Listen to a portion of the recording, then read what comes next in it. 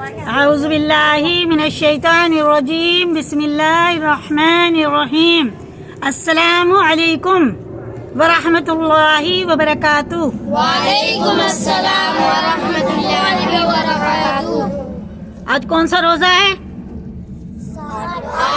آٹھواں روزہ۔ ماشاءاللہ رمضان المبارک کا مہینہ ہے، آج 8واں روزہ ہے اور آج ہم وہ فضائل رمضان ہی سنائیں گے انشاءاللہ۔ جب سے رمضان لگا ہم لوگ یہی پڑھ رہے ہیں۔ نبی کریم صلی اللہ علیہ وسلم کا ارشاد ہے کہ جو شخص قصداً بلا کسی شرعی عذر کے ایک دن بھی رمضان المبارک کے روزے کو افطار کر دے، غیر رمضان کا روزہ چاہے تمام عمر کے روزے رکھے، اس کا بدل نہیں ہو سکتا۔ کسی نے رمضان میں روزہ رکھا اور اس کو توڑ دیا بنا کسی عذر کے، نہ وہ بیمار تھا، نہ مسافر تھا، نہ اسے کوئی پریشانی تھی، ایسی بھوک لگی بس توڑ دیا کہ ہم سے برداشت نہیں ہو رہا، ہم تو توڑ دیتے ہیں۔ پھر اس کا بدل اگر تم نے ساری عمر بھی روزہ رکھا نہیں ہو سکتا، ٹھیک ہے، نہیں ہو سکتا اس کا بدل پوری زندگی بھی۔ اس لیے رمضان میں بھوک بھی لگے اسے برداشت کریں۔ رمضان کا تو نام ہی یہی ہے، جل جانا، صبر کرنا، صبر کا مہینہ ہے۔ اور یہ جو ہمیں بھوک پیاس لگتی ہے اسی کا نام تو روزہ ہے۔ اگر بھوک پیاس نہیں لگی تو کہاں کا روزہ، کہاں کا روزہ پھر؟ ہم خوب ڈٹ کے کھا لیتے ہیں، سحری میں کھاتے ہیں نا، خوب کھاتے ہیں، بھلے اکٹھے ڈھکارے آ جائیں، خوب کھاتے ہیں، اور افطاری میں بھی خوب کھاتے ہیں۔ ہمارے نبی صلی اللہ علیہ وسلم تو بس پانی اور کھجور، 1-2 کھجور کھا کے ہی روزہ رکھ لیتے تھے۔ اور ہم سے پہلے لوگوں کا کیسا روزہ تھا بتا دو نا میں نے، کیسا روزہ تھا؟ بس افطار ہوتی تھی، سحری ان میں بالکل نہیں ہوتی تھی۔ ہماری امت سے پہلے بس سحری کھاتے تھے اور افطار بالکل نہیں ہوتی تھی۔ کیسے ہوتے تھے وہ لوگ؟ دن میں کسی سے بات بھی نہیں کرنی ہوتی تھی، رات میں عبادت کرنی ہوتی تھی۔ یہ تو ہم پر بھی ایسے ہی فرض ہوئے تھے کہ بس افطاری کرنی ہوتی تھی، سحری نہیں ہوتی تھی۔ وہ تو بھلا ایک صحابہ رضی اللہ کا کہ اپنے وہاں سے کھیت پہ سے آئے، کام کر کے آئے، محنت مزدوری کر کے آئے، اور شام کو افطاری کا ٹائم بولے اپنی بیوی سے کہ گھر میں کچھ ہے افطار کے لیے؟ وہ کہنے لگے گھر میں تو کچھ نہیں ہے، کوئی انتظام ہے کہ نہیں ہے؟ کہنے لگے تو جاؤ۔ وہ کہنے لگی میں لا رہی ہوں، پڑوس میں سے کچھ مانگ کے لے کے آ رہی ہوں، کچھ انتظام کر کے لا رہی ہوں روزے کے لیے، افطاری کے لیے۔ اور وہ تھکے ہوئے تھے، لیٹ ہے اور نیند آ گئی۔ سوتے ہی دوسرا روزہ اسٹارٹ ہو جاتا تھا اور صحابی کو نیند آ گئی، وہ سو گئے۔ اب ان کی بیوی آئی، کہنے لگی ان کا نام لے گئے کہ آپ تو ہلاک ہو گئے، کیا ہوا ہے کہ آپ تو سو گئے، نیند آ گئی آپ کو، تو دوسرا روزہ اسٹارٹ ہو گیا۔ اب انہوں نے کہا کوئی بات نہیں، ایسے ہی رکھ لیتا ہوں بنا افطار کے۔ پھر دوسرا ان کا اسٹارٹ ہو گیا۔ یہ دیکھیں کتنا لمبا روزہ۔ پھر وہ نماز کے لیے جب ظہر کی نماز کے لیے گئے، نمائی ان کو چکر آ گئے، گر گئے، بھوک کی وجہ سے چکر آ گئے اور گر گئے۔ آپ نے صلی اللہ علیہ وسلم دیکھا انہیں کیا ہوا کہ انہوں نے بنا سحری تو تھی نہیں کہ افطار کے وقت انہیں نیند آ گئی، ان کا دوسرا روزہ چالو ہو گیا، اس لیے ان کی کمزوری کی وجہ سے چکر آ گئے، گر گئے۔ تو آپ نے صلی اللہ علیہ وسلم بڑے رنجیدہ ہوئے، بڑا دل ان کا دکھا کہ دیکھو میری امت کتنی مصیبت اٹھا رہی ہیں، کیسی پریشانی میں ہے۔ تو اللہ تعالیٰ نے جبرائیل علیہ السلام کو بھیجا، آپ پہ وہی بھیجی، قرآن کی آیت ہے کہ ہمیں سحری ملی۔ قرآن میں اللہ تعالیٰ نے ہمیں کیا دیا؟ سحری دی۔ کتنا بڑا اللہ کا انعام ہے۔ اپنی بیویوں کے پاس، شادی شدہ لوگ اپنی بیویوں کے پاس نہیں جاتے تھے، ان کا روزہ ٹوٹ جاتا تھا رات میں بھی۔ اب کیا ہے، اپنی بیوی کو چھو سکتے، ٹچ کر سکتے ہیں۔ اب ہمارا روزہ نہیں ٹوٹتا، صبح نہا دھو لو، ہمارا روزہ نہیں ٹوٹتا۔ 2 چیز ہمیں مل گئی۔ اب ان کے بدلے میں ہمیں ملا کیا؟ رات کا قیام، یعنی تراویح، جو ہمیں مشکل لگتی ہے نا، ان 2 چیزوں کے بدلے میں ہمیں اللہ نے تراویح دی۔ تھوڑی سی مشقت تو اٹھانی ہے، لیکن ہمیں سحری افطار تو مل رہی ہے نا۔ یعنی ہم پہ بھی یہی تھا، بس افطاری تھی، سحری ہے ہی تھی نہیں تھی۔ اور ہمارے نبی صلی اللہ علیہ وسلم بہت دیر تک سحری کرتے تھے، لاسٹ ٹائم تک سحری کرتے تھے، اور افطاری میں جلدی کرتے تھے تاکہ میری امت کو زیادہ دیر بھوکا نہ رہنا پڑے۔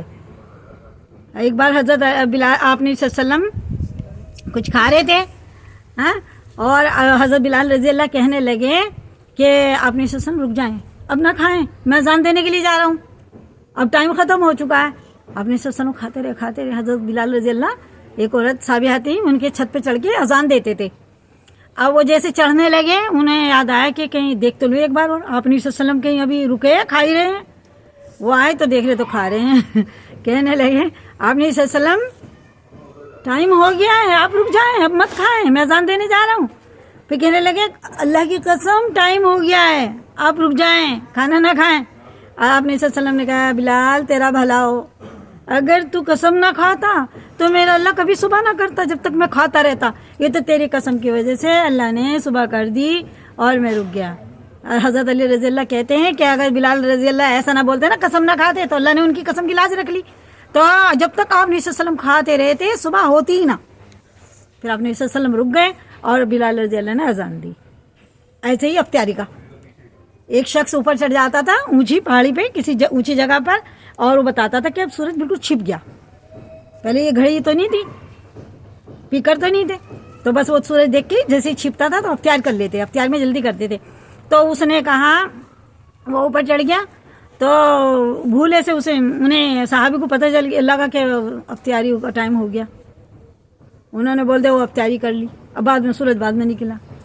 تو ایسے جلدی کرنی چاہیے افطاری میں، اور سحری میں تھوڑا تاخیر کرنی چاہیے.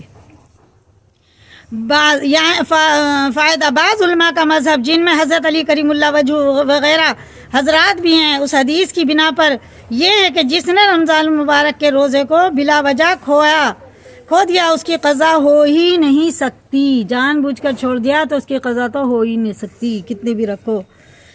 اس حدیث کی بنا پر یہ ہے کہ جس نے رمضان مبارک کے روزے کو بلا وجہ کھو دیا اس کی قضا ہو ہی نہیں سکتی، چاہے عمر بھر روزے رکھتا رہے. ایک بھی نہ چھوڑے، ساری زندگی رکھے، اسے ایک روزے کا بدل ہو نہیں سکتا.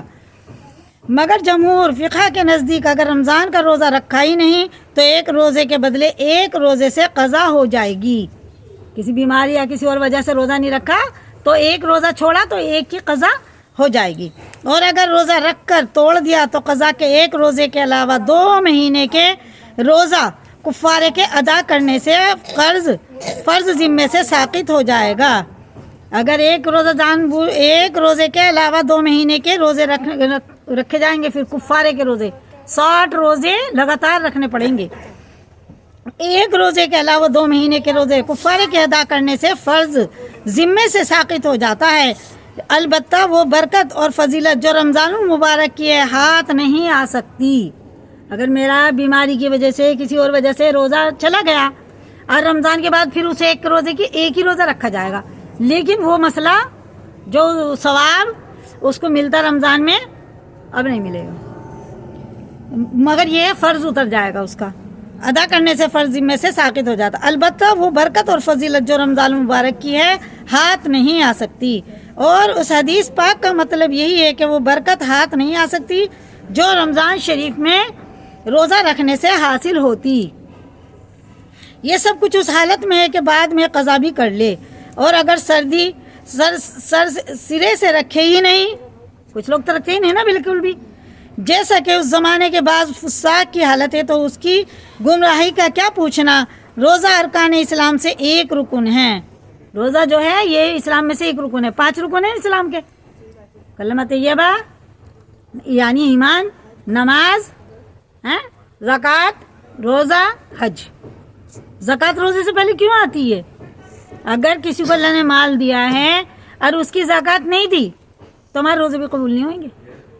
1 سال تک ہمارے پاس اتنا مال ہے، اتنا نصاب ہے، تو جس سے زکوٰۃ واجب ہوتی ہے تو ہمیں زکوٰۃ دینا فرض ہے. اور زکوٰۃ دینے سے ہمیں فائدے بہت ہیں. وہ مال ہمارا جس کی زکوٰۃ ہم نے دی ہے، یعنی 100 روپے پہ 2.5 روپے دینے پڑتے ہیں، تو دیکھ لو ہمارے پاس کتنا مال ہے، اس کا حساب لگا کے تو وہ مال ہمارا پاک اور طیب ہو جاتا ہے. اور اللہ اس مال کو اتنا بڑھا دیتا ہے کہ ہم سے رکھا نہیں جائے گا. اور ہمارے نبی صلی اللہ علیہ وسلم پہ اللہ تعالیٰ درود بھیجتا ہے 24 گھنٹے ہر وقت. اور فرشتوں سے کو بھی حکم دیا ہوا ہے، ہمیں بھی حکم ہے. فرشتے اور اللہ تعالیٰ ہر وقت آپ نبی صلی اللہ علیہ وسلم پہ درود بھیجتے ہیں. جب ہم لوگ مر جائیں گے نا، ختم ہو جائیں گے، ساری دنیا ہی فنا ہو جائے، قیامت آ جائے گی، تب بھی اکیلا اللہ تعالیٰ اور فرشتے آپ نبی صلی اللہ علیہ وسلم پہ درود پڑھتے رہیں گے.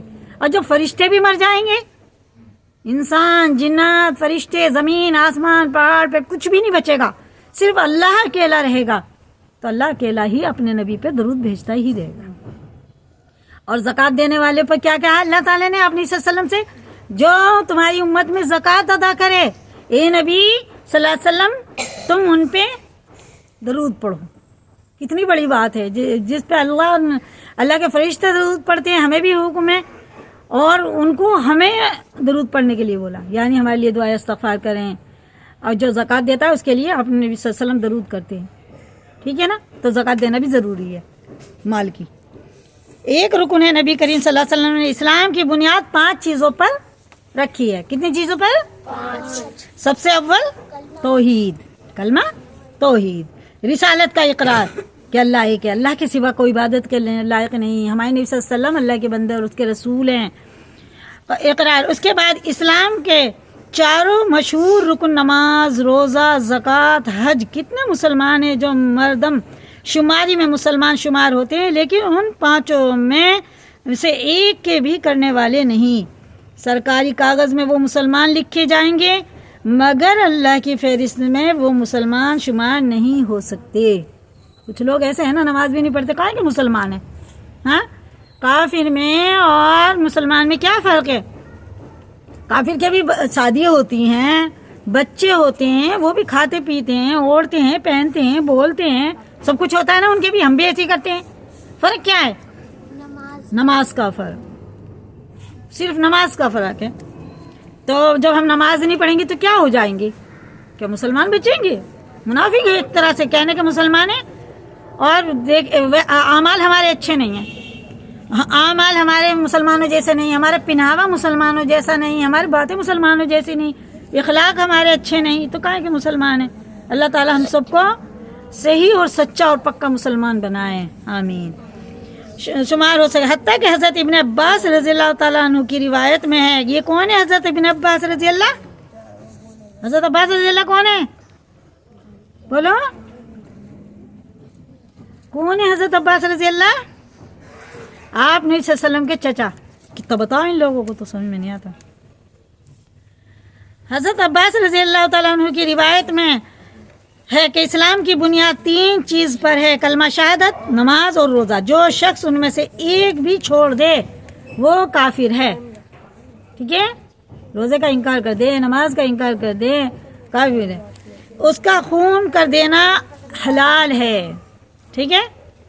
علماء نے ان جیسی روایت کو انکار کے ساتھ مقید کیا ہو یا کوئی تعویل فرمائی ہو، مگر اس سے انکار نہیں کہ نبی کریم صلی اللہ علیہ وسلم کے ارشادات ایسے لوگوں کے بارے میں سخت سے سخت وارد ہوئے ہیں۔ فرائض کے ادا کرنے میں کوتاہی کرنے والوں کو اللہ کے قہر سے بہت ہی زیادہ ڈرنے کی ضرورت ہے۔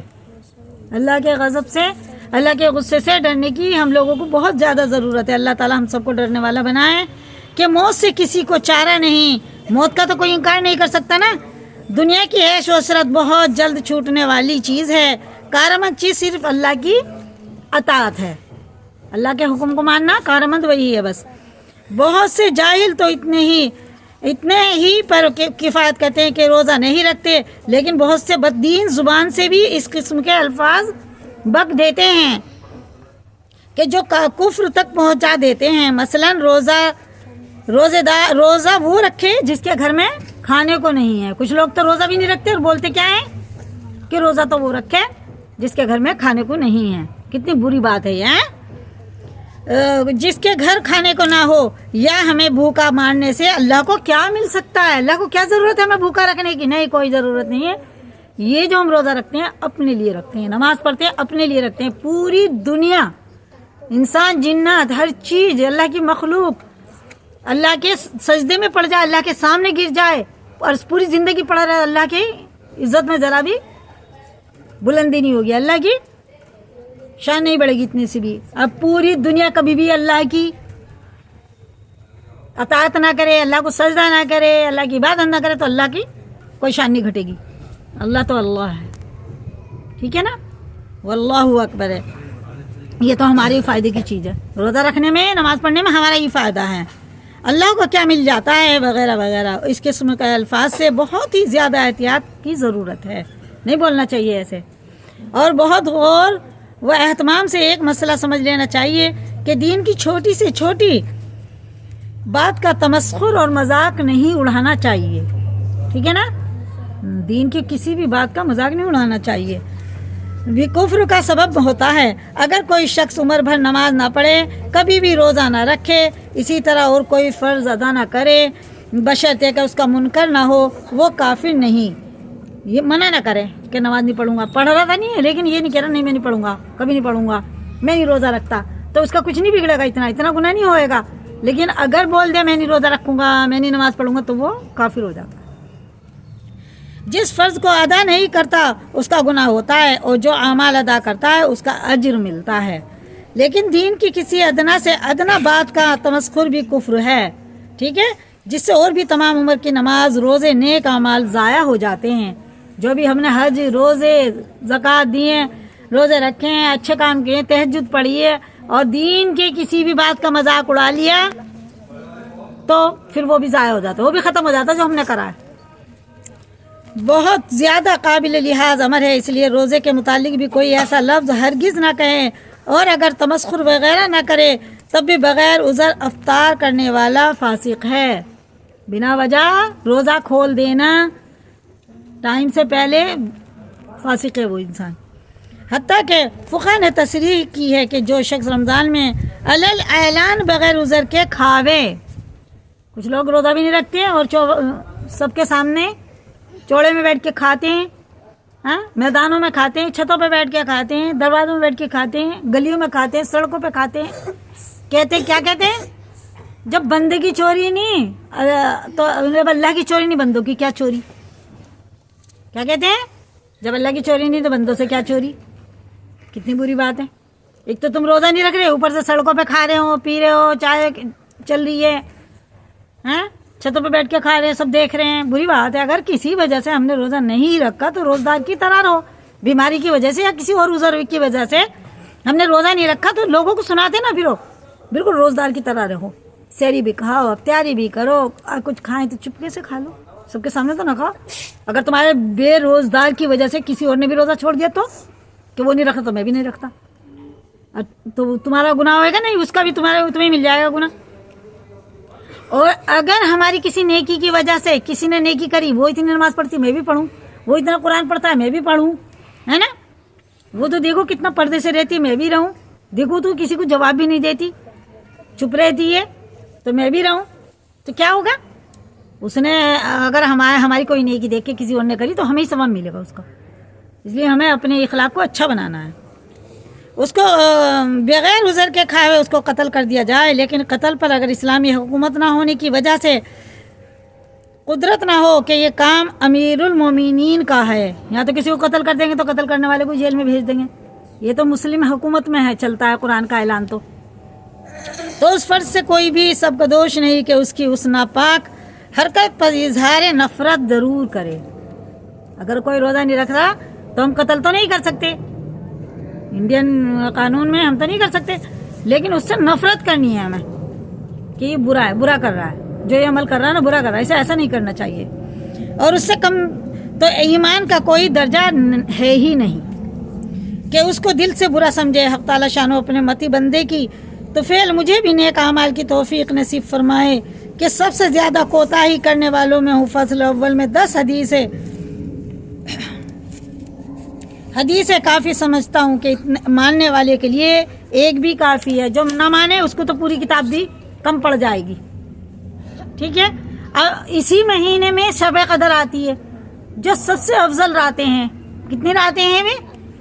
ایک تو 21ویں شب قدر ہے، 23، 25، 27، 29. یہ اتنی افضل راتیں ہیں، اس میں جاگنا ہے. اور اسی میں ہمارے فیصلے تو ہمارے تقدیر کے ہوئے بھی ہیں، لیکن اللہ فرشتوں کے حوالے کر دیتے. اس رات میں فرشتوں کے حوالے کر دیتے. اسی رات میں ساری کتابیں رمضان میں ہی اتری ہیں، توریت، انجیل، زبور، قرآن شریف، سب. لیکن جو 3 کتابیں ہیں بڑی بڑی، جو بھی کتابیں ہیں آسمانی، سب مکمل لکھی لکھائی آسمان سے اتری ہیں، اور ایک بار میں ہی اتری ہے. لیکن قرآن شریف کتنے سال میں اترا ہے؟ 23 سال میں. لیکن اسی رات میں شب قدر میں ہی ایک ہی مرتبہ دنیاوی آسمان پہ اللہ نے اسے اتارا ہے. لوح محفوظ سے آسمانی دنیا پہ ایک ہی بار میں قرآن شریف آیا ہے. پھر آسمان سے دنیا میں آتے آتے 23 سال لگے. جیسی ضرورت ہوتی گئی ایسے اترتا گیا اپنے نبی صلی اللہ علیہ وسلم پر. اور لانے والے کون تھے؟ جبرائیل علیہ السلام. سب سے بہترین کلام قرآن شریف، اور کس کا کلام ہے وہ بھی سب سے بہترین اللہ، اور جو اسے لے کے آیا وہ بھی سب سے بہترین فرشتہ، وہ سب فرشتوں میں بہترین، اور جس پہ اترا وہ دنیا میں اللہ کے بعد سب سے بہترین انسان ہے ہمارے نبی صلی اللہ علیہ وسلم. فصل ثانی، شب قدر کے بیان میں رمضان المبارک کی راتوں میں سے ایک رات شب قدر کہلاتی ہے جو بہت ہی برکت اور خیر کی رات ہے. سمجھ میں آ رہا ہے؟ بہت ہی برکت اور خیر کی رات ہے، اس میں ضرور جاگنا ہے. کلام پاک میں اس کو 1000 مہینوں سے افضل بتلایا ہے. وہ رات کیسی ہوگی؟ 1000 مہینوں سے افضل ہوگی. 1 گھنٹہ بھی ہم نے قرآن شریف پڑھ لیا، اب دیکھ لو کتنے گھنٹے بنتے ہیں. 1000 گھنٹے بنتے ہیں کہ نہیں بنتے؟ ہے نا؟ 2 گھنٹے پڑھ لیا تو 2000 گھنٹے بنتے ہیں کہ نہیں بنتے؟ ایک گھنٹہ تسبیح بیٹھ کے پڑھ لی تو کتنے 1000 گھنٹے ہو گئے. اس رات کو نہیں جانے دینا ہے نا، بیکار نہیں جانے دینا، خوب عبادت کرنی ہے اس میں. تھوڑا دن میں آرام کر لینا. 1000 مہینوں سے افضل بتلایا ہے. 1000 مہینے کے 83 برس ماہ ہوتے ہیں. کتنے سال ہوتے ہیں؟ 83 سال جاگنے کی ثواب ملے گا ہمیں. ٹھیک ہے، اس رات جاگنا ہے. اور جاگنا کتنا؟ آدھی رات تو ہم ویسے بھی جاگتے ہیں، تراویح وغیرہ پڑھتے ہیں، کچھ اپنا گھر کا بھی کام نکل آتا ہے اور پھر اٹھ جاتے ہیں، ہے نا؟ 3-4 بجے سے پھر بھی اٹھ جاتے ہیں تو تھوڑا سا اور جاگ لیں. 83 برس 4 مہینے ہوتے ہیں. خوش نصیب ہے وہ شخص جس کو اس رات کی عبادت نصیب ہو جائے. کتنے لوگ دنیا سے جا چکے، رمضان سے پہلے ہی چلے گئے، اب وہ دوبارہ تو نہیں آئیں گے. لیکن اللہ کا شکر ہے کہ ہم حیات ہیں، ہم زندہ ہیں، ہم کمائیں. دنیا سے جانے سے پہلے دنیا کما لیں، آخرت کا کام کر لیں. جتنا ہم دنیا کا کماتے ہیں اتنا اللہ کے جانے کے لیے بھی کچھ ذخیرہ بنائیں. 83 ماہ ہوتے ہیں. خوش نصیب ہے وہ شخص جس کو اس رات کی عبادت نصیب ہو جائے. جو شخص اس ایک رات کو عبادت میں گزار دے اس نے گویا 83 برس 4 ماہ سے زیادہ زمانے کو عبادت میں گزار دیا. دیکھو کتنی افضل رات ہے نا؟ آج سے ہی عہد کر لو، انشاءاللہ ہم لوگ جاگیں گے. 5-6 راتیں ہیں وہ سب جاگیں گے. اس زیادتی کا عبادت میں گزار دیا. اس زیادتی کا بھی حال معلوم نہیں کہ 1000 مہینے سے کتنے ماہ زیادہ افضل ہے. کیونکہ رمضان میں تو اللہ تعالیٰ نے دل دیکھا ہے نا، دل دیکھتا ہے اللہ تعالیٰ. ہمارے عمل کو صورت کو دیکھتا، نہ رنگ روپ کو دیکھتا، نہ ہمارے مالوں کو دیکھتا. کس کو دیکھتا؟ ہمارے اعمال کو دیکھتا. جتنا کوئی دل سے اعمال کرے گا، جتنا کوئی دل سے نماز پڑھے گا تو اللہ تعالیٰ 1 کے 70 اور 70,000 70 لاکھ 70 کروڑ تک یہ ثواب پہنچ جاتا ہے. لے لو، یہ نیکیوں کا وہ ہے سیزن. کیا یہ نیکیوں کا سیزن ہے؟ جتنا کمانا ہے کما لو. پتہ نہیں اگلے سال ہمیں نصیب بھی ہوگا یا نہیں ہوگا. اللہ جل شانہ کا حقیقتاً بہت ہی بڑا انعام ہے کہ قدردانوں کے لیے یہ ایک بے نہایت نعمت مرحمت فرمائی. کتنی بہترین نعمت ہمیں ملی ہے شب قدر. در منشور میں حضرت انس رضی اللہ سے حضور صلی اللہ علیہ وسلم کے ارشاد نقل کیا ہے، شب قدر حق تعالی جل جلالہ نے میری امت کو مرحمت فرمائی ہے، پہلی امتوں کو نہیں ملی. شب قدر ہم لوگوں کے علاوہ کسی اور کو نہیں ملی. کتنا بڑا اللہ کا انعام ہے یہ ہمارے اوپر. سحری ملی، شب قدر ملی ہمیں. اس بارے میں مختلف روایات ہیں کہ اس انعام کا بہت سبب کیا ہوا. بعض احادیث میں وارد ہوا ہے کہ نبی کریم صلی اللہ علیہ وسلم نے پہلی امتوں کی عمروں کو دیکھا کہ ان کی ہزاروں سال عمر تھی. وہ 70 ہزار سال عبادت کرتے تھے. وہ اتنی عبادت کرتے بہت ہی 70 سال تک. تو میری امت کی تو صرف 60 اور 65 سال عمر ہے. یہ کیسے ہوئے گا ان کے ساتھ؟ یہ کیسے اتنے نیکی کمائیں گے؟ آپ نبی صلی اللہ علیہ وسلم ہماری دن رات فکر کرتے تھے، دن رات. اور ہم لوگ کتنی فکر کرتے ہیں ان کے لیے؟ کبھی ہے کوئی ایسا دن کہ ہم روزانہ ان پہ درود بھیجتے ہیں، سلام بھیجتے ہیں؟ درود سلام روز بھیجنا چاہیے اپنے نبی صلی اللہ علیہ وسلم پر. عمر کو دیکھا بہت ہوئی ہیں اور آپ کی امت کی عمریں بہت تھوڑی ہیں. اگر وہ نیک اعمال میں ان کی برابری بھی کرنا چاہیں تو ناممکن ہے. ہم ان لوگوں کی نیکی میں وہ کرتے ہیں، برابری نہیں کر سکتے تھے. کیوں؟ ہماری عمریں ہی نہیں اتنی.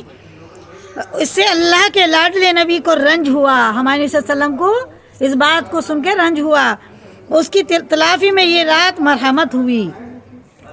اپنے نبی صلی اللہ علیہ وسلم کو ہم لوگوں کو تحفے میں اللہ نے یہ رات دی، شب قدر. اس کی قدر کریں، اس میں جاگیں اور اللہ کی عبادت کریں. اگر کسی خوش نصیب کو 10 راتیں بھی نصیب ہو جائیں اور ان کو عبادت میں گزار دے تو گویا 833 برس 4 ماہ سے بھی زیادہ زمانہ کامل عبادت میں گزر جائے گا. کتنا؟ اتنی تو ہماری عمریں بھی نہیں ہے. کتنا ملے گا؟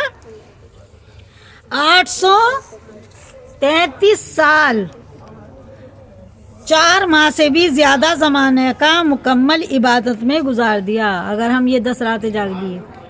ٹھیک ہے نا. 20واں روزہ ہوگا اور 21ویں شب قدر آ جائے گی. اس کی قدر کرنی ہے. بعض روایت سے معلوم ہوتا ہے کہ نبی کریم صلی اللہ علیہ وسلم نے بنی اسرائیل کے ایک شخص کا ذکر فرمایا کہ 1000 مہینے تک اللہ کے راستے میں جہاد کرتا رہا.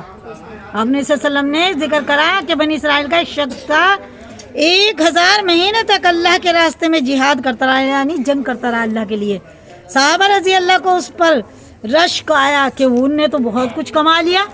اللہ کے راستے کا تو 1 سیکنڈ بھی بہت ہوتا ہے. اللہ کے راستے کی ایک صبح ایک شام جو کچھ دنیا میں ہے, جو کچھ دنیا اس سے بھی بڑھ کر ہے. اور صحابہ کو اس پر رشک آیا تو اللہ جل جلالہ و عما والو نے اس کی تلافی کے لیے اس رات کو نازل فرمایا. لو تم بھی لے لو ثواب کہ وہ 80 سال تک وہ کرا لڑی جنگ, تو تم بھی لے لو, یہ ایک رات تمہیں بھی دے دیتا ہوں. 10 راتیں. اس رات کا نزول فرمایا. ایک روایت میں ہے کہ نبی کریم صلی اللہ علیہ وسلم نے بنی اسرائیل کے 4 حضرات کا ذکر فرمایا. حضرت ابو ایوب, حضرت زکریا علیہ السلام, حضرت قیل علیہ السلام, حضرت یوشع علیہ السلام کہ 80 برس تک اللہ کی عبادت میں مشغول رہے. 80 سال تک اللہ کی عبادت کرتے رہے اور پل جھپکنے کے برابر بھی اللہ کی نافرمانی نہیں کی. 1 سیکنڈ کے لیے بھی اللہ کی نافرمانی نہیں کی انہوں نے. تو آپ نے صلی اللہ علیہ وسلم کو ہوا کہ وہ لوگ تو بہت کچھ لے گئے, میری امت کو بھی ملنا چاہیے. ہماری ان کو فکر ہوتی تھی کہ اس پر صحابہ کرام رضی اللہ تعالیٰ عنہ کو حیرت ہوئی تو حضرت جبرائیل علیہ السلام حاضر خدمت ہوئے. ترنت اللہ نے حضرت جبرائیل علیہ السلام کو بھیج دیا اور سورۃ القدر نازل ہوئی. کون سی سورت نازل ہوئی؟ کون سی ہے یہ؟ اِنَّا أَنزَلْنَاهُ فِي لَيْلَةِ الْقَدْرِ. پوری سورت نازل ہوئی. اس کے علاوہ اور بھی روایت میں ہے اس قسم کے اختلاف روایات کہ اکثر وجہ یہ ہوتی ہے کہ ایک ہی زمانے میں سب مختلف واقعات کے بعد کوئی آیت نازل ہوتی ہے تو ہر واقعے کی طرف نسبت ہو سکتی ہے. بہرحال سبب نزول جو بھی کچھ ہوا ہو, لیکن امت محمدیہ کے لیے یہ اللہ جل شانہ کا بہت ہی بڑا انعام ہے. یہ رات بھی اللہ ہی کا عطیہ ہے اور اس میں عمل بھی اسی کی توفیق سے میسر ہوتا ہے. اللہ کی دی ہوئی ہے رات, اور اسی اللہ کی توفیق سے ہمیں اس میں جاگنا بھی نصیب ہوگا. اللہ سے خوب مانگنا ہے بھی اللہ ہمیں جاگنا نصیب ہو جائے. یا اللہ ہماری سستی اور کمزوری کو دور کر دے. یا اللہ ہماری عبادتوں کو قبول کر لے. ٹھیک ہے نا. کس قدر قابل رشک ہے وہ مشائخ جو فرماتے ہیں کہ بلوغ کے بعد سے مجھ سے شب قدر کی عبادت کبھی فوت نہیں ہوئی. کیسے لوگ ہیں وہ, کتنے خوش نصیب ہیں کہ وہ تمہاری عمر کے ہوتے ہیں اور جب سے ہی وہ شب قدر نہیں چھوڑتے مرتے ٹائم تک. تو ان لوگوں نے کتنا کچھ کما لیا ہوگا, ہے نا. مبارک ہو ان لوگوں کو. فوت نہیں ہوئی. البتہ اس رات کی تعین میں علماء امت کے درمیان میں بہت ہی کچھ اختلاف ہے. تقریباً 50 کے قریب اقوال ہیں. سب کا احاطہ دشوار ہے. البتہ مشہور اقوال کا ذکر ان قریب آنے والا ہے. کتب حدیث میں اس رات کی فضیلت مختلف انواع متعدد روایات سے وارد ہوئی ہے, جن میں سے بعض کا ذکر آتا ہے, مگر چونکہ اس رات کی فضیلت خود قرآن پاک میں بھی مذکور ہے. اللہ تعالیٰ نے قرآن شریف میں بھی اس کے بارے میں لکھا ہے اور مستقل ایک صورت اس کے بارے میں نازل ہوئی ہے. اس لیے مناسب ہے کہ اول اس سورہ شریف کی تفصیل لکھ دی جائے. ترجمہ حضرت اقدس حکیم الامت حضرت مولانا اشرف علی تھانوی نور اللہ مرقدہ کی تفسیر بیان القرآن سے ماخوذ ہے اور فوائد دوسرے کتب سے. بسم اللہ الرحمن الرحیم. اب دیکھو انا انزلنا کا ترجمہ. انا انزلنا اللہ تعالیٰ نے اس شب قدر کے لیے کیا ہمیں دیا ہے, کیا دیا ہے؟ سورہ قدر. بسم اللہ الرحمن الرحیم. انا انزلناہ فی لیلۃ القدر. بے شک, اس کا ترجمہ بے شک ہم نے قرآن پاک کو شب قدر میں اتارا. کس میں اتارا؟ शब شب قدر میں، ٹھیک ہے نا، اس میں شک نہیں کرنا، اللہ کا کلام ہے اور شب قدر میں اتارا۔ فائدہ یعنی قرآن پاک لوح محفوظ سے آسمانی دنیا پر اسی رات میں اترا ہے۔ ایک بات اس رات کی فضیلت کے لیے کافی تھی کہ قرآن جیسی عظمت والی چیز اس میں نازل ہوئی، چہ جائے کہ اس میں اور بھی بہت سے برکات و فضائل شامل ہو گئے۔ آگے زیادتی شوق کے لیے ارشاد فرماتے ہیں، پھر اس کے بعد کیا ہے؟ تھوڑا پیچھے ہو جاؤ، دھیان سے سن لو، پھر کیا ہے؟ وما ادراک ما لیلۃ القدر، اس کا ترجمہ آپ کو کچھ معلوم بھی ہے کہ شب قدر کیسی بڑی چیز ہے؟ کیسے جتا رہے ہیں اللہ تعالیٰ کہ آپ کو کچھ معلوم بھی ہے کہ شب قدر کیسی بڑی چیز ہے، یعنی اس رات کی بڑائی اور فضیلت کا آپ کو علم بھی ہے، کتنی خوبیاں اور کس قدر فضائل اس میں ہیں۔ اس کے بعد چند فضائل کا ذکر فرماتے ہیں۔ دوسری کیا ہے؟ تیسری آیت کیا ہے؟ لیلۃ القدر خیر من الف شہر، اس کا مطلب شب قدر 1000 مہینوں سے بہتر ہے، شب قدر 1000 مہینوں سے بہتر ہے، شب قدر 1000 مہینوں سے بہتر، یعنی 1000 مہینے تک عبادت کرنے کا سب جس قدر ثواب ہے اس سے زیادہ شب قدر میں عبادت کرنے کا ثواب ہے۔ 1000 مہینے تک کون بیٹھ کے عبادت کر لے گا؟ کیا ہو رہا ہے؟ کون کر لے گا؟ نہیں کر پائیں گے نا، اور اس رات میں کریں گے تو اس سے بھی زیادہ ثواب ہے، کرنے کا ثواب ہے۔ اس زیادتی کا علم بھی نہیں کہ کتنی زیادہ ہے۔ تنزل الملائکۃ، اس رات میں فرشتے اترتے ہیں، اس کا مطلب ہے اس رات میں فرشتے اترتے ہیں۔ علامہ راضی رحمۃ اللہ لکھتے ہیں کہ ملائکہ نے جب ابتدا میں تجھے دیکھا تھا تو تجھ سے نفرت ظاہر کی تھی کہ اللہ تو اس انسان کو کیوں بنا رہا ہے، یہ تو فساد مچائے گا، دنیا میں جا کے خون ریزی کرے گا۔ فرشتوں نے اعتراض کرا تھا نا، تو اللہ تعالیٰ دکھاتا فرشتوں کو، دیکھو تم نے اعتراض کرا تھا، یہ میرا بندہ کیسی عبادت میں لگا ہوا ہے، کیسے مجھے یاد کر رہا ہے۔ اور بارگاہ الہی میں عرض کیا تھا کہ ایسی چیز کو آپ پیدا فرماتے ہیں جو دنیا میں فساد کرے اور خون بہاوے۔ اس کے بعد والدین نے جب تجھے اول دیکھا تھا جب کہ تو نے منی کا قطرہ تھا تو تجھ سے نفرت کی تھی۔ انسان کس سے بنا ہے؟ بہت ناپاک قطرے سے بنا ہے، لیکن اگر ہمارے کپڑوں پہ لگ جاتا ہم دھوتے پھرتے ہیں، ہاں، اور اللہ نے اسے کتنا عزت بخش دی، یہ رات دے گا کتنی ہمیں عزت بخشی ہے۔ کپڑے کو اللہ اگر لگ جاتا تو کپڑے کو دھونے کی نوبت آتی، لیکن جب حق تعالی شانوں نے اس قطرے کو بہتر صورت مرحمت فرما دی تو والدین کو بھی شفقت اور پیار کی نوبت آئی۔ ماں باپ بھی کیسے چومتے چاٹتے ہیں، کتنا پیار کرتے ہیں، ہے کیا نہیں؟ آئے اور آج جب کہ توفیق الہی سے تو شب قدر میں معرفت الہی اور اطاعت ربانی میں مشغول ہے تو ملائکہ بھی اپنے اس فقرے کی معذرت کرنے کے لیے اترتے ہیں۔ ملائکہ و فرشتوں کو بھیجتا اللہ تو دیکھو میرے بندے کیا کر رہے ہیں، دیکھو جا کے تم نے جو کہا تھا خون ریزی کریں گے، فساد مچائیں گے، دیکھو تو جا کے دنیا میں کیا کر رہے ہیں میرے بندے۔ تو کوئی جاگتا ہے، اللہ کی عبادت کرتا ہے، کوئی قرآن پڑھتا ہے، کوئی تسبیح پڑھتا ہے، تو فرشتے ان سے مصافحہ ملاتے ہیں اور کسی کو سینے سے بھی لگا لیتے ہیں، اور وہ پوری دنیا میں پھیل جاتے ہیں، پوری دنیا میں گھر گھر میں آتے ہیں۔ لیکن جو سویا رہتا کہتے ہیں جا کم بخت تو آج بھی سو رہا ہے، جو جاگتا ہے سو خوشی ہوتے۔ والروح فیہا، اور اس رات میں روح القدس یعنی جبرائیل علیہ السلام اترتے ہیں۔ جبرائیل علیہ السلام کون فرشتے ہیں؟ سب فرشتوں کے سردار ہیں، وہ نبیوں کے پاس آتے تھے صرف، لیکن اس رات میں جبرائیل علیہ السلام بھی اترتے ہیں دنیا میں، ٹھیک ہے؟ تو اس رات کی ہمیں قدر کرنی ہے۔ حضرت جبرائیل علیہ السلام بھی نازل ہوتے ہیں۔ روح کے معنی ہیں، مفسرین کے چند قول ہیں، جمہور کا یہی قول ہے جو اوپر لکھا گیا کہ اس سے حضرت جبرائیل علیہ السلام مراد ہیں۔ روح القدس ایک جبرائیل علیہ السلام کا نام بھی ہے، جبریل بھی ہے، جبرائیل بھی ہے۔ علامہ راضی رحمۃ اللہ نے لکھا ہے کہ یہ قول زیادہ صحیح ہے، اور حضرت جبرائیل علیہ السلام کی افضلیت کی وجہ سے ملائکہ کے ذکر کے بعد خاص طور سے ان کا ذکر فرمایا۔ بعض کا قول ہے روح سے مراد ایک بہت بڑا فرشتہ ہے، تمام آسمان زمین اس کے سامنے ایک لقمے کے بقدر ہے۔ کتنے بڑے ہیں جبرائیل علیہ السلام؟ جبرائیل علیہ السلام اتنے بڑے ہیں کہ پوری دنیا جو کچھ ہے نا یہ سب ایک لقمہ ہے ان کے سامنے. بعضوں کا قول ہے کہ اس سے مراد فرشتوں کی ایک مخصوص جماعت ہے جو اور فرشتوں کو بھی صرف لیلۃ القدر میں ہی نظر آتی ہیں. خاص فرشتے ایسے اترتے ہیں کہ وہ فرشتے بھی انہیں پہلی بار ہی دیکھتے ہیں، ایسے فرشتے بھی اترتے ہیں.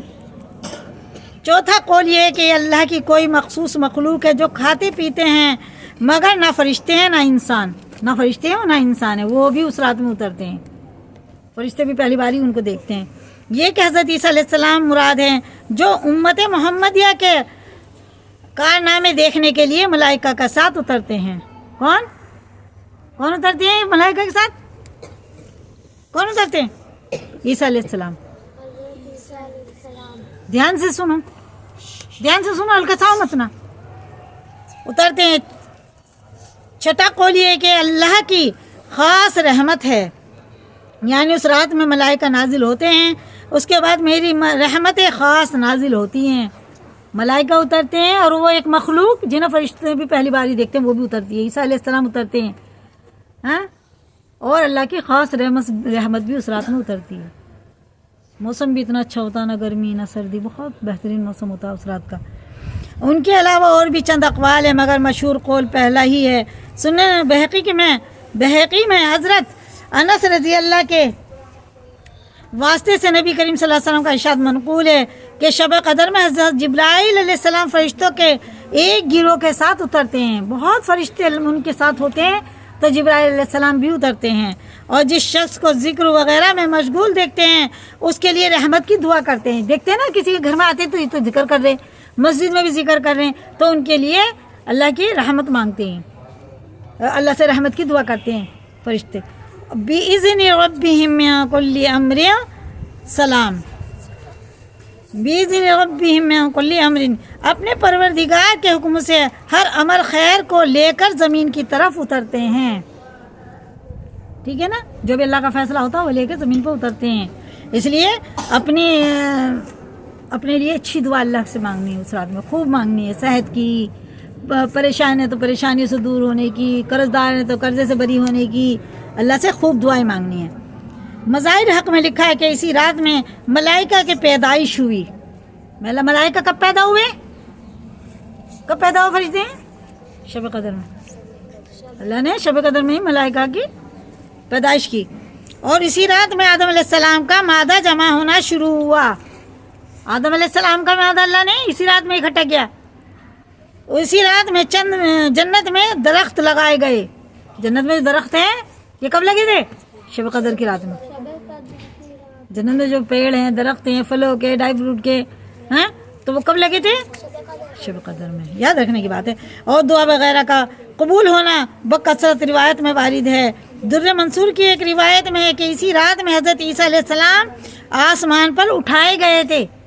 عیسیٰ علیہ السلام دنیا سے جو اٹھائے گئے تھے تو اسی رات میں اٹھائے گئے تھے شب قدر میں. جب دشمنوں نے گھیر لیا، قتل کرنے کا ارادہ کر لیا، تو اللہ تعالیٰ نے آسمان پہ اٹھا لیا ان کو. زندہ آئیں گے اس دنیا میں. اور اسی رات میں بنی اسرائیل کی توبہ قبول ہوئی. بنی اسرائیل کی توبہ بھی اسی رات میں قبول ہوئی. سلام، وہ رات سراپا سلام ہے، یعنی تمام رات ملائکہ کی طرف سے مومنین پر سلام ہوتا رہتا ہے. یہ رات فرشتوں کی طرف سے سلام سب پہ ہوتا رہتا ہے جو بھی جاگتا ہے، عبادت کرتا ہے اللہ کی. کہ ایک فوج آتی ہے دوسری جاتی ہے، ایسی فوجیں آتی ہیں کہ جاتی ہیں آتی جاتی ہیں، ایسی ہی ساری رات لگے رہتے ہیں وہ لوگ. جیسا کہ بعض روایت میں اس کی تصریح ہے یا یہ مراد ہے کہ یہ رات سراپا سلامتی ہے، شرفات وغیرہ سے امن ہے. یا حتی مطلع الفجر، یا حتی مطلع الفجر، وہ رات انہی برکات کے ساتھ تمام رات طلوع فجر تک رہتی ہے. یہ نہیں کہ رات کے کسی خاص حصے میں یہ برکت ہو اور کسی میں نہ ہو. پوری رات ہوتی ہے، نہیں کہ بھئی سحری کے ٹائم ہے یا تراویح کے ٹائم ہے، ہر ساری رات اس میں برکت ہوتی رہتی ہے. اور کسی میں نہ ہو بلکہ صبح ہونے تک ان برکات کا ظہور رہتا ہے. اس سورہ شریف کے ذکر کے بعد کہ خود اللہ جل جلالہ کے کلام پاک میں اس رات کی کوئی نوع کی فضیلتیں ارشاد فرمائی گئی ہیں. احادیث کے ذکر کی ضرورت نہیں رہتی، لیکن احادیث میں بھی اس کی فضیلت بکثرت وارد ہوئی ہے. ان میں سے چند احادیث ذکر کی جاتی ہیں۔ نبی کریم صلی اللہ علیہ وسلم کا ارشاد ہے کہ جو شخص لیلۃ القدر میں ایمان کے ساتھ اور ثواب کی نیت سے عبادت کے لیے کھڑا ہو، اس کے پچھلے تمام گناہ معاف ہو جاتے ہیں۔ جو کوئی اس رات میں کھڑا ہوتا ہے اللہ کی محبت میں، اللہ کے ڈر سے، تو اس کے سارے گناہ معاف ہو جاتے ہیں۔ نبی کریم صلی اللہ علیہ وسلم کا ارشاد ہے کہ جو شخص لیلۃ القدر میں ایمان کے ساتھ اور ثواب کی نیت سے عبادت کے لیے کھڑا ہوا کہ اللہ مجھے ثواب دے گا، تو اس کے سارے ہی گناہ اللہ تعالیٰ معاف فرما دیتا ہے۔ کس کس کو اپنے گناہ معاف کروانے ہیں؟ سبھی کو کروانے ہیں نا۔ تو اس رات میں کھڑا ہونا ہے اللہ کے سامنے اور ثواب کی نیت سے کہ اللہ ہمیں ثواب دے گا، پھر ثواب بھی ملے گا اور پچھلے سارے گناہ بھی معاف ہو جائیں گے۔ فائدہ کھڑا ہونے کا مطلب ہے کہ نماز پڑھے، یہ نہیں کہ کھڑے ہو گئے گلی میں یا سڑک پہ، ہے نا۔ کھڑے ہونے کا مطلب کیا ہے؟ نماز پڑھے۔ اور اسی حکم میں یہ بھی ہے کہ کسی اور عبادت و تلاوت و ذکر وغیرہ میں مشغول ہو، اور ثواب کی امید رکھنے کا مطلب یہ ہے کہ ریا وغیرہ کسی بد نیتی سے کھڑا نہ ہو، دکھاوے کے لیے نہ کھڑا ہو کہ کوئی مجھے دیکھے کتنا عبادت کرنے والا ہے، یہ تو مسجد میں پوری رات گزار رہا ہے۔ مسئلہ کیا ہے تم لوگوں کا؟ بیٹھیں گے ذرا تم اس سے کھڑا نہ ہو، بلکہ اخلاص کے ساتھ محض اللہ کی رضا اور ثواب کے حصول کی نیت سے کھڑا ہو کہ میں اللہ کے لیے کھڑا ہو رہا ہوں، اللہ مجھے ثواب دے گا، بس اسی نیت سے کھڑا ہونا ہے، ٹھیک ہے نا۔ بد نیتی سے کھڑا نہ ہو، بلکہ اخلاص کے ساتھ محض اللہ کی رضا اور ثواب کے حصول کی نیت سے کھڑا۔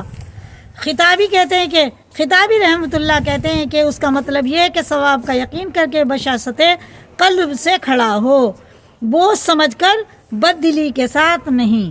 یہ نہ سمجھے تو میرے پہ مصیبت آ گئی ہے، پوری رات ہی جاگنا پڑے گا، نہیں، ثواب کی نیت سے۔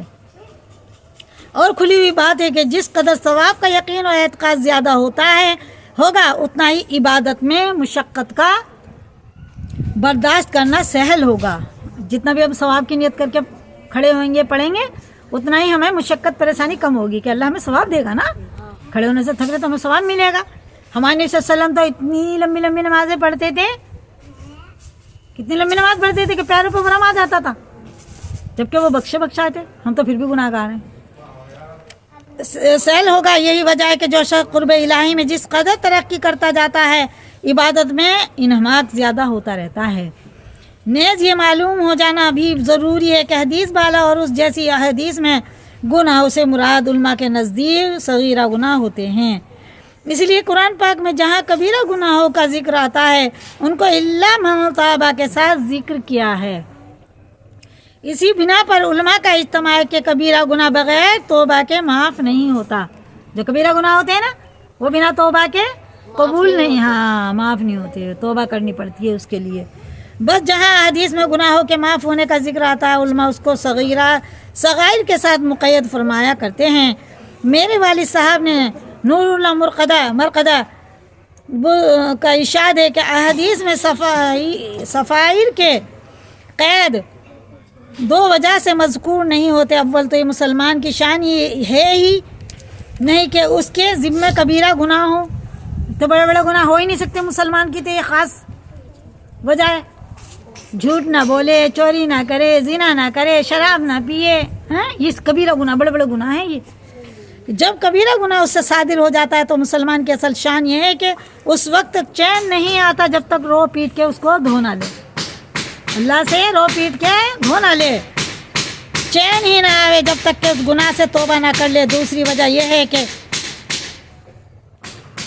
اس قسم کے موقع ہوتے ہیں، مثلا لیلۃ القدر ہی میں جب کوئی شخص با امید ثواب عبادت کرتا ہے تو اپنی بدعمالیوں پر ندامت کر کے اس کے لیے گویا لازم ہے اور ہو ہی جاتا ہے کہ اس لیے